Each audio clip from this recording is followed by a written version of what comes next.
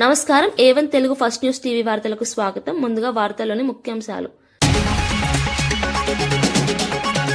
మీ భూమి మీ హక్కు కార్యక్రమాన్ని ప్రారంభించిన సీఎం చంద్రబాబు. క్యూఆర్ కోడ్ తో హైటెక్ భూ పాస్బుక్స్ విడుదల. భూ రికార్డుల అక్రమాలకు జైలు పీడీ యాక్ట్ హెచ్చరిక.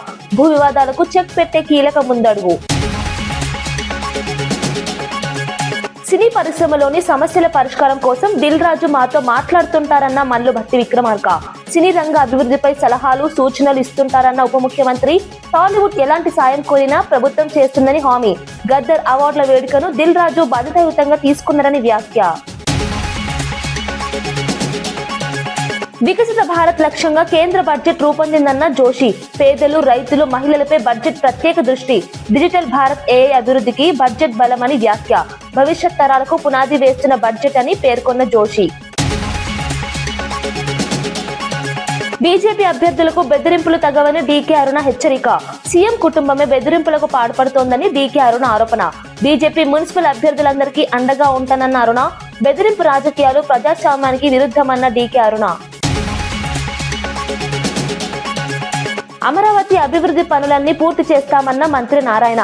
రాజధానిగా అమరావతి అభివృద్ధి ప్రభుత్వ ప్రాధాన్యత అని వెల్లడి. నిలిచిపోయిన అమరావతి పనులు తిరిగి ప్రారంభమయ్యాయని ప్రకటన.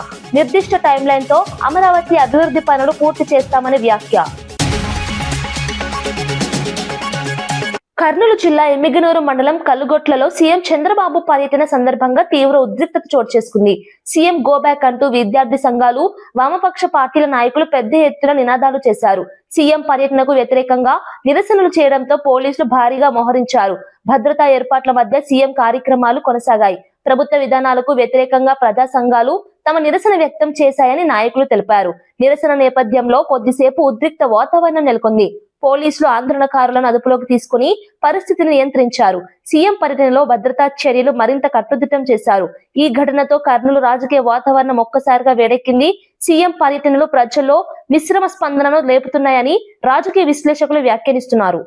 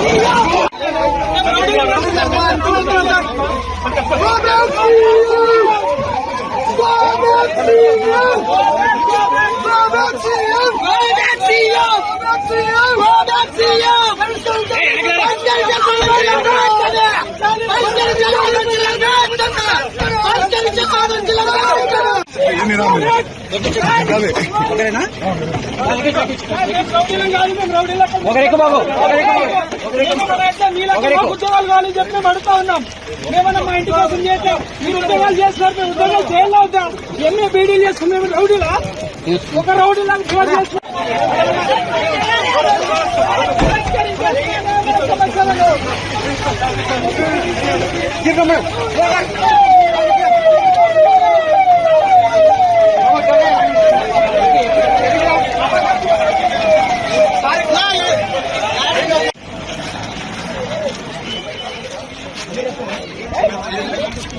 ప్రధాని నరేంద్ర మోదీ ఇచ్చిన నిధులతోనే రాష్ట్రంలోని మున్సిపాలిటీల అభివృద్ధి జరుగుతోందని కేంద్ర హోంశాఖ సహాయ మంత్రి బండి సంజయ్ తెలిపారు. కేంద్ర ప్రభుత్వం పట్టణాభివృద్ధికి భారీగా నిధులు కేటాయించిందని చెప్పారు. అమృత్, స్మార్ట్ సిటీ వంటి పథకాల ద్వారా మౌలిక వసతులు మెరుగుపడ్డాయని పేర్కొన్నారు.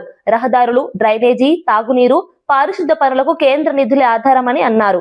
కేంద్ర సహకారం లేకుండా రాష్ట్ర ప్రభుత్వాలు అభివృద్ధి చేయలేవని వ్యాఖ్యానించారు. మున్సిపల్ ఎన్నికల నేపథ్యంలో ఈ విషయాన్ని ప్రజలు గుర్తుంచుకోవాలని పిలుపునిచ్చారు. డబుల్ ఇంజిన్ ప్రభుత్వం ఉంటేనే పట్టణాలకు సమగ్ర అభివృద్ధి సాధ్యమని బండి సంజయ్ స్పష్టం చేశారు. ఈ వ్యాఖ్యలు రాజకీయంగా ప్రాధాన్యం సంతరించుకున్నాయి.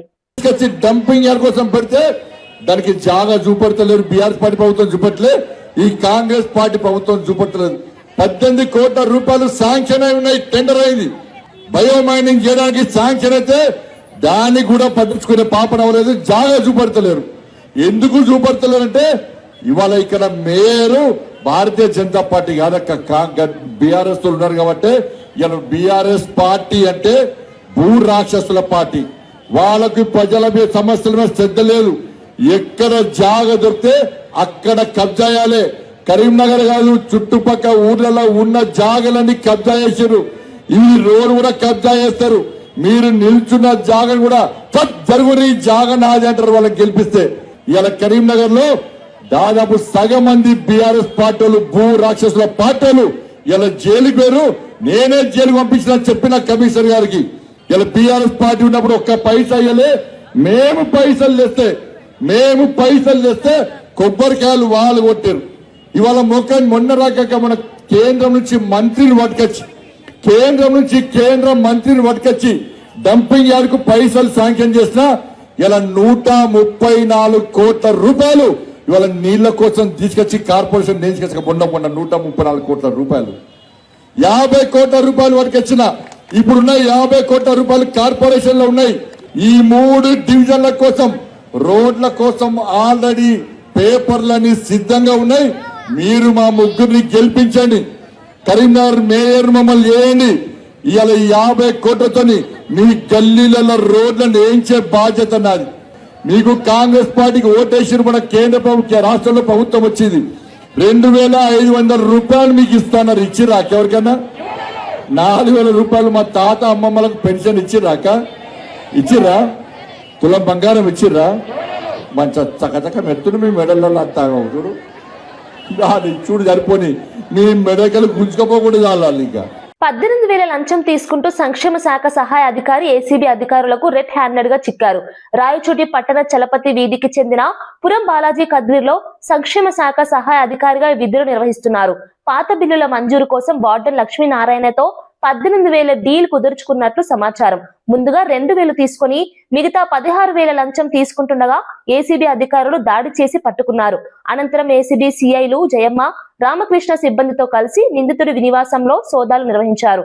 ఈ సోదాల్లో విలువైన డాక్యుమెంట్లు, నగదు, బంగారం స్వాధీనం చేసుకున్నారు. లంచగొండితనంపై ఏసీబీ చర్యలు కొనసాగుతున్నాయని అధికారులు తెలిపారు. ఈ ఘటన ప్రభుత్వ శాఖల్లో కలకలం రేపింది. కదిరి ఆయన ఇచ్చినటువంటి కంప్లైంట్ మేరకు పురం బాలాజీ గారు కదిరి బీసీ వెల్ఫేర్ ఆఫీసర్గా పనిచేస్తున్నారు. ఈయన పాత బిల్లులు ప్రాసెస్ చేయడం కోసము 18,000 రూపాయల డబ్బులు డిమాండ్ చేసి 2,000 రూపాయలు ముందుగానే తీసుకున్నారు. మిగిలిన రిమైనింగ్ 16,000 రూపాయలు ఇవ్వాలని డిమాండ్ చేయడంతో ఆయన లక్ష్మీనారాయణ గారు మాకు వచ్చి కంప్లైంట్ ఇవ్వడం జరిగింది. దానికి సంబంధించి ఇది రోజు 15,000 రూపాయల డబ్బులు డైరెక్ట్గా కంప్లైంట్ దగ్గర నుంచి తీసుకుంటూ రెడ్ హ్యాండెడ్గా ఏసీబీ అధికారులకు దొరకడం జరిగింది. ఇప్పుడు ఆ కేసులో భాగంగానే మనకు ఇక్కడ ఆయనకు సంబంధించినటువంటి ఇంటి నందు సర్చెస్ కంటిన్యూ చేస్తున్నాము. కేంద్రం ప్రవేశపెట్టిన బడ్జెట్ వికసిత భారత్ లక్ష్యంగా ఉందని కేంద్ర మంత్రి ప్రహ్లాద్ జోషి తెలిపారు. దేశ ఆర్థికాభివృద్ధి, పేదల సంక్షేమం, మౌలిక వసతుల విస్తరణకు ఈ బడ్జెట్ దోహదపడుతుందని అన్నారు. రైతులు, మహిళలు, యువత, మధ్యతరగతి వర్గాలపై ప్రత్యేక దృష్టి సారించామని చెప్పారు. డిజిటల్ భారత్, ఏఐ ఆధారిత అభివృద్ధికి బడ్జెట్ బలమిచ్చిందని వివరించారు. ప్రజా పంపిణీ వ్యవస్థను మరింత పారదర్శకంగా మార్చేలా చర్యలు తీసుకున్నామని పేర్కొన్నారు. దేశాన్ని ప్రపంచ స్థాయిలో పోటీ పడేలా తయారు చేయడమే లక్ష్యమని చెప్పారు. ఈ బడ్జెట్ భవిష్యత్తు తరాలకు బలమైన పునాది చేస్తుందని ప్రహ్లాద్ జోషి అభిప్రాయపడ్డారు. బడ్జెట్ పై జాతీయ స్థాయిలో విస్తృత చర్చ కొనసాగుతోంది. Clearly visualized what India should be in 2047 and what India should be in 2050. ये तो बहुत अच्छी तरह से इस बजट में एक्सप्लेन किया है. So some people are talking इसमें हमको ये नहीं है, इसको हमको ये नहीं मिला है. पूरा बजट पढ़ा नहीं है जी. बजट का भाषण देखते हुए कुछ एक रिएक्शन देना है, इतना ही सोचा है. The clear vision, because as I said, we were in the 6th and we became the fragile 5, and by 2047 India should become Vikasit Bharat, and when we become the 3rd largest economy, you should understand we should compete with the 2 mega giants of the world. So keeping that in mind, this budget has been brought out. Kurnool జిల్లా కలుగొట్లలో CM Chandrababu Naidu మీ భూమి మీ హక్కు కార్యక్రమాన్ని ప్రారంభించారు. అధికారిక రాజముద్రతో కూడిన కొత్త తరహా భూ పాస్బుక్స్ ను సీఎం విడుదల చేశారు.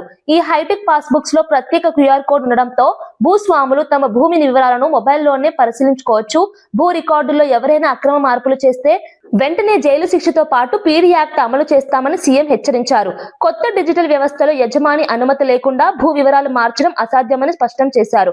ఈ కార్యక్రమంతో రైతులకు శాశ్వత భద్రత కలుగుతుందని ప్రభుత్వం చెబుతోంది. భూ వివాదాలకు చెక్ పెట్టే దిశగా ఇది కీలక ముందడుగా భావిస్తున్నారు. అదే మరి రోడ్డంతా బ్లాక్ చేయడం, గొడవలు చేయడం, ఏదో బలం ఉందని నిరూపించుకోవడం. బల ప్రదర్శన నిరూపించుకోవాల్సింది ఎన్నికల సమయంలో. మిగిలిన సమయంలో ప్రజలకు సేవ చేయడంలో ఏదైనా కానీ తప్పులు చేస్తే చెప్పడంలో మీరు ముందుకు రండి. కానీ తప్పుడు విధానాల ద్వారా వస్తే మాత్రం ఈ ప్రభుత్వం క్లియర్గా ఉండాలనా లేదా తమ్ముళ్ళని అడుగుతున్నా మిమ్మల్ని అందరినీ. మీ ప్రాణాలకు రక్షణ అవసరం లేదా అని అడుగుతున్నా. మీ ఆస్తులకు భద్రత ఉండాలా లేదా అని అడుగుతున్నా. మీరు పోయినప్పుడు రోడ్డు మీదకి మళ్ళా తిరిగి సురక్షితంగా రావాలనే కోరిక అందరికీ ఉంటుంది. నాకు లా అండ్ ఆర్డర్ ముఖ్యం, ప్రజలు ముఖ్యం. ఎవరైనా రాజకీయాల్లో ఇష్టానుసారంగా చేస్తే కఠినంగా ఉంటా. అందుకే చెప్పా 95 CBN తప్ప 2014 CBN కాదని మరొకసారి అందరికీ తెలియజేస్తున్నా. ముందస్తు అనుమతి లేకుండానే హైదరాబాద్ పోలీస్ కమిషనర్ సజ్జనార్ ను ప్రజలు కలుసుకునే అవకాశాన్ని కల్పించారు. శుక్రవారం ఓల్డ్ సిటీ ప్రాంతంలో ఉన్న పోలీస్ ప్రధాన కార్యాలయంలో ప్రజలు నేరుగా కమిషనర్ ను కలిసి తమ సమస్యలు చెప్పుకోవచ్చని అధికారులు తెలిపారు. ప్రజలకు పోలీస్ వ్యవస్థ మరింత దగ్గర కావాలనే ఉద్దేశంతో ఈ ఓపెన్ మీటింగ్ నిర్వహిస్తున్నట్లు తెలిపారు. సాధారణంగా పోలీస్ అధికారులను కలవాలంటే అనేక ప్రక్రియలు ఉండటంతో ప్రజలు ఇబ్బందులు పడుతుంటారని, వాటిని తొలగించేందుకే ఈ నిర్ణయం తీసుకున్నామని చెప్పారు. ముఖ్యంగా భూ వివాదాలు, కుటుంబ సమస్యలు, శాంతి భద్రతలకు సంబంధించిన అంశాలపై ఫిర్యాదులు స్వీకరించనున్నారు. ఈ నిర్ణయంపై ప్రజల నుంచి సానుకూల స్పందన వస్తోంది. ప్రజా పోలీసింగ్ కు ఇది మంచి ఉదాహరణగా నిలుస్తోందని విశ్లేషకులు అభిప్రాయపడుతున్నారు.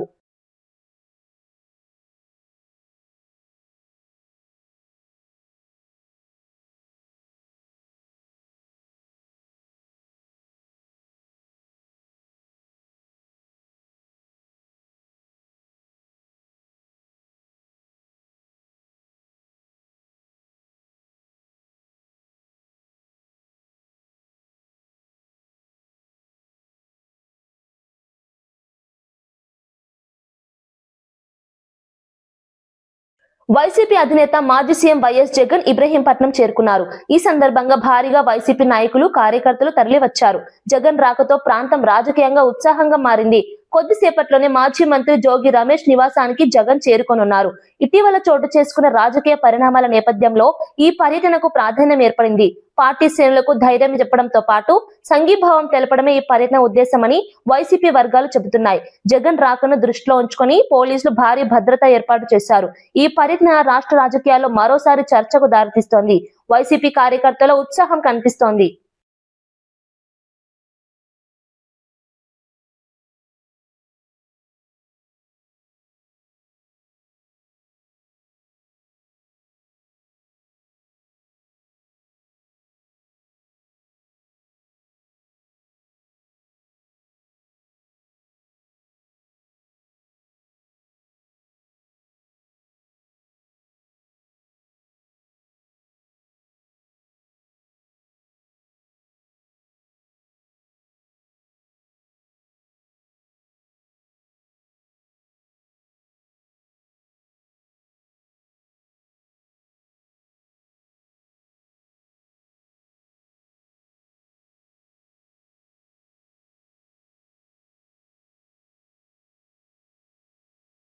మున్సిపాలిటీ ఎన్నికల్లో బీజేపీ అభ్యర్థులను బెదిరిస్తున్నారన్న సమాచారం తన దృష్టికి వచ్చిందని బీజేపీ నేత డీకే అరుణ తెలిపారు. ముఖ్యమంత్రి కుటుంబ సభ్యులే ఈ బెదిరింపులకు పాల్పడుతున్నారంటూ ఆమె తీవ్ర వ్యాఖ్యలు చేశారు. బీజేపీ మున్సిపల్ అభ్యర్థులందరికీ తాను అండగా ఉంటానని భరోసా ఇచ్చారు. ఎలాంటి బెదిరింపులకు భయపడాల్సిన అవసరం లేదన్నారు. పాలమూరుకు వలస వచ్చిన ముఖ్యమంత్రి కుటుంబం ఈ ప్రాంతంలో బెదిరింపు రాజకీయాలకు దిగితే చూస్తూ ఊరుకోబోమని హెచ్చరించారు. ప్రజాస్వామ్యంలో పోటీ స్వేచ్ఛగా జరగాలని, బెదిరింపులు అనైతికమని అన్నారు. ఈ వ్యాఖ్యలు మున్సిపల్ ఎన్నికల వేళ రాజకీయ వాతావరణాన్ని మరింత వేడెక్కించాయి. మరి ఈ ప్రాంత ప్రజలను భయభ్రాంతులకు గురి చేయడం అనేది ఏమాత్రం కూడా సమంజసం కాదు. ప్రజలందరూ ఎవరు భయపడాల్సినటువంటి అవసరం లేదు. వాళ్ళ భయాలకు, వాళ్ళ యొక్క దౌర్జన్యాలకు, అరాచకాలకు చేసేటటువంటి భయాందోళన ఎట్టి పరిస్థితుల్లో మీరు ఆ భయాందోళనకు గురి కాకుండా ఉండండి. మీకు మీ పార్లమెంటు సభ్యురాలు డీకే అరుణమ్మ మీకు అండగా ఉంది. ఎవరూ భయపడాల్సినటువంటి అవసరం లేదని చెప్పి సందర్భంగా నేను తెలియజేస్తాను. అటువంటి భయపెట్టే వాళ్ళని ఎదుర్కొనేందుకు ఎప్పుడైనా డీకే అరుణమ్మ సిద్ధమే అని ఈ సందర్భంగా మీకు తెలియజేస్తా ఉన్నా. ఎవరెవరు ఏ గ్రామాల్లో ఏ నాయకులు బెదిరించినా మీరెవరు భయపడకుండా నిర్భయంగా ఎన్నికల్లో పాల్గొనండి. ఎన్నికల్లో భారతీయ జనతా పార్టీకి విజయాన్ని అందించండి అని చెప్పి నేను మీడియా ద్వారా ఈ మందూరు మున్సిపాలిటీలో, అదేవిధంగా కోస్గి మున్సిపాలిటీలో పోటీ చేసినటువంటి అభ్యర్థులు కానీ, వారి కుటుంబ సభ్యులు కానీ, వారి బంధుమిత్రులు కానీ, ప్రజలు కానీ ఎవరు కూడా భయభ్రాంతులకు గురి కావద్దు. తప్పకుండా భారతీయ జనతా పార్టీ విజయానికి మీరు అందరూ కూడా అండగా ఉండి విజయాన్ని అందించండి. అభివృద్ధి చేసినటువంటి ఒక అవకాశం మాకు కల్పించండి. భారతీయ జనతా పార్టీ జెండాను మద్దూరు మున్సిపాలిటీ మీద, అదేవిధంగా కోస్గి మున్సిపాలిటీ మీద ఎగిరేసినటువంటి అవకాశాన్ని కల్పించాలని కమలంపు గుర్తుకు ఓట్లేసి భారీ మెజార్టీతో నన్ను ఏ విధంగా అయితే గతంలో మీరు గెలిపించారో పార్లమెంటు సభ్యురాలుగా, అదేవిధంగా భారీ మెజార్టీతో ఇప్పుడు అందరినీ కూడా గెలిపించి మరి భవిష్యత్తుకు ఒక పునాదిని వేయాలి. ఒక పునాది వేసుకుంటే భవిష్యత్తులో రాబోయే కాలంలో భారతీయ జనతా పార్టీ తెలంగాణలో అధికారంలో ఖచ్చితంగా వచ్చి తీరుతుంది. 2027 చివరి కల్లా రాజధాని అమరావతిలో ముఖ్యమైన పనులన్నీ పూర్తి చేస్తామని మంత్రి నారాయణ స్పష్టం చేశారు. అమరావతి అభివృద్ధి విషయంలో ప్రభుత్వం కట్టుబడి ఉందన్నారు. పరిపాలనా భవనాలు, రహదారులు, మౌలిక వసతుల నిర్మాణం వేగంగా సాగుతోందని తెలిపారు. గతంలో నిలిచిపోయిన పనులను తిరిగి ప్రారంభించామని చెప్పారు. రాజధానిగా అమరావతిని అభివృద్ధి చేయడం ప్రభుత్వ ప్రాధాన్యత అని పేర్కొన్నారు. నిర్దిష్ట టైంలైన్ తో పనులు పూర్తయ్యేలా చర్యలు తీసుకుంటున్నామని వివరించారు. ఈ ప్రకటనతో అమరావతి రైతులు, ప్రజలు ఆశలు పెరిగాయి. రాజధాని అభివృద్ధిపై మరోసారి చర్చ మొదలైంది. బంగ్లాలు కావచ్చు, ఇవి కూడా ఎంతో వేగవంతంగా యూజ్ జరుగుతున్నాయి. ఇవన్నీ కూడా మార్చ్ ఎండింగ్ అయిపోయి ఏప్రిల్కి వాళ్ళు హ్యాండ్ ఓవర్ చేసేటట్టుగా యాక్చువల్గా ఇన్స్ట్రక్షన్ ఇచ్చింది. అదే పందాలు యాక్చువల్గా ఈరోజు అన్ని వర్క్ జరుగుతున్నాయి. 30% ఏరియా ఇక్కడ గ్రీన్ అండ్ బ్లూ పెట్టాం. ఇందులో కొండవీటి వాగుంది, పాలవాగుంది. ఆ 2 వర్క్స్ కూడా ఎంతో వేగవంతంగా జరుగుతున్నాయి. అవి కాకుండా 3 రిజర్వాయర్స్ ఉన్నాయి. ఆ 3 రిజర్వాయర్స్ వర్క్ కూడా ఎంతో వేగవంతంగా జరుగుతుంది. అడ్మినిస్ట్రేటివ్ ఐకానిక్ టవర్స్ 5 టవర్స్ పెట్టాము. అదేవిధంగా అసెంబ్లీ 250 మీటర్లు ఎత్తుండే హైట్ ఉండే అసెంబ్లీ, అదేవిధంగా హైకోర్టు, అదేవిధంగా గవర్నర్ బంగ్లా, ఇవన్నీ కూడా ఎంతో వేగంగా. అవి అయితే 3 ఇయర్స్లో మనం ఎప్పుడైతే టెండర్ ఇచ్చామో టెండర్ నుంచి 3 ఇయర్స్లో కంప్లీట్ అయ్యేటట్టుగా ఈ విధంగా ఈరోజు అమరావతి క్యాపిటల్ సిటీలో వర్క్స్ అన్ని జరుగుతుంది. ఏరియాకి భూమి విలువ కూడా, రైతుల యొక్క భూమి విలువ కూడా నిలవాలి, పెరగాలంటే అనేక ఆర్గనైజేషన్స్ రావాలని ఒక ఇంటర్నేషనల్ స్పోర్ట్స్ సిటీ కట్టాలని ఆదేశించారు. అదేవిధంగా ఇంటర్నేషనల్ ఎయిర్పోర్ట్ హైదరాబాద్ ఏ విధంగా అయితే ఆ రోజు ముఖ్యమంత్రి గారు ఇంటర్నేషనల్ ఎయిర్పోర్ట్ని ఆ రోజు డిజైన్ చేయబట్టి ఈరోజు హైదరాబాద్కి అదే మెయిన్ అయింది. అలాంటిది ఒకటి. అదేవిధంగా స్మార్ట్ ఇండస్ట్రీస్ ఈ 3 టేకప్ చేయమన్నారు. అంటే లేటెస్ట్గా కట్టింది ఖతార్లో యాక్చువల్గా వాళ్ళు స్పోర్ట్స్ సిటీ కట్టారు. లండన్ ఒలింపిక్స్ అప్పుడు లండన్ వాళ్ళు కట్టారు. అవి 2 స్టడీ చేసి వచ్చాం. మళ్ళా కూడా అక్కడ ఉన్న వాళ్ళతో కూడా ఎవరైతే అవి చేశారో ఆ యొక్క నేషనల్ ఇంటర్నేషనల్ ఆర్కిటెక్చర్స్ ఉన్నారో వాళ్ళని కూడా కాంటాక్ట్ చేయమని అధికారులకు ఇచ్చాం. వాళ్ళు కూడా కాంటాక్ట్ చేస్తారు. దాని మీద ముందుకు పోవడం జరుగుతుంది. వైఎస్ కుటుంబం అధికారంలోకి వచ్చినప్పుడల్లా టీటీడీ ఎందుకు వివాదాల్లో ఉంటుందంటూ ఎమ్మెల్సీ నాగబాబు తీవ్రంగా మండిపడ్డారు. వైసీపీ హయాంలో తీసుకున్న నిర్ణయాలే తిరుమల సంస్థను వివాదాల కేంద్రంగా మార్చాయని ఆరోపించారు. టీటీడీ లాంటి పవిత్ర సంస్థను రాజకీయ లబ్ధి కోసం వాడుకోవడం తగదని అన్నారు. భక్తుల విశ్వాసాలతో ఆడుకోవడం అనైతికమని వ్యాఖ్యానించారు. గతంలో తీసుకున్న నిర్ణయాల వల్లే టీటీడీ ప్రతిష్ట దెబ్బతిందని చెప్పారు. ఇప్పుడు వాస్తవాలు బయటపడుతున్నా బాధ్యత తీసుకోకుండా ఎదురుదాడి చేయడం సరికాదని విమర్శించారు. వాళ్ళ మత సంస్థలకి ఒక నాస్తికుణ్ణి, ఒక దైవదూషణ చేసేవాడిని చైర్మన్గా పెట్టి అలాంటి వాడి చేతికి మత సంస్థ డబ్బు నిర్ణయాలు అప్పచెప్తారా? లేదు కదా. మరి టీటీడీ విషయంలోనే ఎందుకు అలా చేశారు? ఇలాంటి నిర్ణయాల వల్ల కదా ఇవాళ దారుణమైన కెమికల్స్తో ఏవేవో ఆయిల్స్తో నిండిన ఫేక్ గీ టీటీడీ ప్రస్తావనలోకి వచ్చింది. గతం భవిష్యత్తుకు దిక్సూచి అవ్వాలి. ఎలాంటి వాళ్ళు వ్యవస్థలు నడిపించారనే విషయాలు ఇప్పటి తరానికి తెలియాలనే ఇవన్నీ చెప్తున్నాను తప్ప ఎవరిని నొప్పించడానికి కాదు. ఇప్పుడు వైఎస్ఆర్సీపీ వాళ్ళు చెప్పే అతిపెద్ద అబద్ధానికి వద్దాం. సిట్ తన ఛార్జ్ షీట్లో ఆ ఫేక్ గీలో ఎలాంటి యానిమల్ ఫ్యాట్ లాంటి పదార్థాలు లేవు అని చెప్పేసింది అని వాళ్ళ నీలి మీడియాలో రాసుకుంటున్నారు, చెప్పుకుంటున్నారు. నిజంగా కొవ్వు లాంటి పదార్థాలు లేకపోతే సంతోషమే. కానీ ఇక్కడ మనం జాగ్రత్తగా నిజాలు తెలుసుకోవాలి, రాబట్టుకోవాలి. మరొకసారి ఇలాంటి తప్పు జరగకుండా చూసుకోవాలి. 2024లో ఎన్డీడీబీ సిఐఎల్ఎఫ్ నివేదికలో ఏముంది అంటే నెయ్యి కల్తీ జరిగిన మాట వాస్తవం అని చెబుతూ అలా జరగడానికి 5 కారణాల్లో 4 కారణాలుగా beef tallow, pig fat, fish oil లాంటి పదార్థాలు ఉండటం అని స్పష్టంగా చెప్పింది. ఇప్పుడు వచ్చిన సిట్ ఛార్జ్ షీట్లో ఎక్కడా కూడా ఎన్డీడీబీ సిఐఎల్ఎఫ్ నివేదిక తప్పు అని చెప్పలేదే. చెప్పుంటే మేము కూడా అమ్మాయి అనుకునేవాళ్ళం. సిట్ ప్రస్తుతం ఎన్డీఆర్ఐ ద్వారా చేయించింది లార్డ్ అంటే పందికొవ్వు టెస్ట్ మాత్రమే. అది కూడా 10% కంటే తక్కువ ఉంటే మేము చెప్పలేము అనిందే తప్ప ఇతిమిద్దంగా లేదు అని తేల్చలేదు. లేదు అని తేల్చుంటే మాకన్నా సంతోషపడేవాళ్ళు ఇంకే. కేంద్ర మంత్రి బండి సంజయ్ విడుదల చేసిన బుక్లెట్ పచ్చి అబద్దాల పుట్ట అని బీఆర్ఎస్ ఎమ్మెల్యే గంగుల కమలాకర్ తీవ్రంగా విమర్శించారు. దీనిపై బహిరంగ చర్చకు తాను సిద్ధమని, బండి సంజయ్ సిద్ధమేనా అంటూ సవాల్ విసిరారు. 2018లో స్మార్ట్ సిటీ పనులు ప్రారంభమైన సమయంలో బండి సంజయ్ కేవలం కార్పొరేటర్ మాత్రమేనని గుర్తు చేశారు. బీఆర్ఎస్ హయాంలో నిర్మించిన మల్టీపర్పస్ పార్కులు, గాంధీ విగ్రహాల క్రెడిట్ ను తన ఖాతాలో వేసుకోవడం దిగజారుడు రాజకీయానికి నిదర్శనమన్నారు. కేంద్ర మంత్రిగా కరీంనగర్ కు ₹1 కూడా తీసుకురాలని వ్యక్తి ఇప్పుడు మేయర్ పదవి ఇస్తే ఏమి చేస్తాడని ప్రశ్నించారు. కేంద్ర మంత్రి పదవి మేయర్ పదవి కంటే పెద్దది కాదా అని ఎద్దేవా చేశారు. ఈ వ్యాఖ్యలు కరీంనగర్ రాజకీయాల్లో తీవ్ర చర్చకు దారితీస్తున్నాయి. 2018లో కొబ్బరికాయ కొట్టినాం. 2018లో మీరు ఎంపీయా కాదు కదా, కార్పొరేటరే. మరి 2018లో 16లో మీరు కార్పొరేటర్ ఉన్నప్పుడు స్మార్ట్ సిటీలో మీ పాత్ర ఏంది? సరే పోనీ, మీరు అప్పుడు బీజేపీ కార్పొరేటర్ అప్పుడు గౌరవ ముఖ్యమంత్రి కేసీఆర్ గారు, అప్పుడున్న ఎంపీ వినోద్ కుమార్ గారు, అప్పుడు నేను ఎమ్మెల్యేగా మేయర్ రవీంద్ర సింగ్ గారితో పాటు ఆల్ కార్పొరేటర్ను ఫ్లైట్ టికెట్ తీసుకొని మేము వెంకయ్యనాయుడు గారికి మేము పంపించింది ప్రభుత్వం. అందులో మీరున్నారా? రమ్మని టికెట్ బుక్ చేసినా ఎందుకు రాలేదు అని అంటున్నా. అందరు కార్పొరేట్ ఇచ్చిండ్రు. ఆ ఫోటో కూడా మీకు రిలీజ్ చేస్తాం.